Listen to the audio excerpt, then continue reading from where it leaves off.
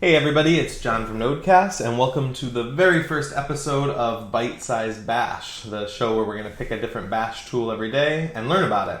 Today we're going to be looking at awk, which is one of my favorite tools, but it's also one of the ones that I had the biggest struggle learning.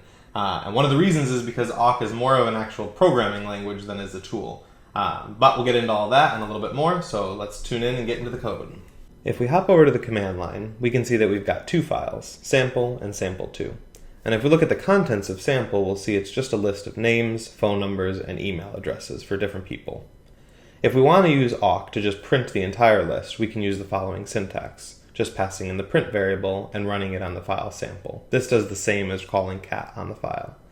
But awk lets us do some things that are a little fancier. For example, we can pass in variables, and it'll print now just the first word in each line on the file.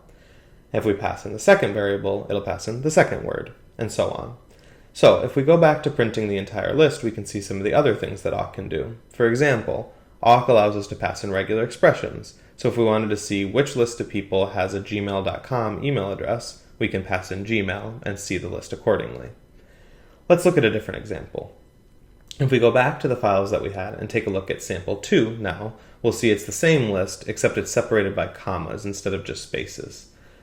So if we use awk and we want to delineate based on comma instead of space, we use this command F syntax. If we pass in print just like we did before, we'll still see the entire list. But now, if we go ahead and use a variable like 1, for example, we'll see the entire first name instead of just the first word. We can go back to doing the tricks we were doing before and searching for anybody that has a gmail.com email address. But now if we pass in the third variable, we'll see a concise list of just the email addresses and only the ones that are gmail.com. Alright, I hope that was helpful, and I hope everybody learned a little something about awk today. This is my first time doing a video format like this, so if you found it helpful, I'd really appreciate a like. And if you want to help control what subject I do next, leave any bash or UNIX command you want in the comment, and I'll be sure to get to that as soon as I can. Thanks all, I hope you enjoyed.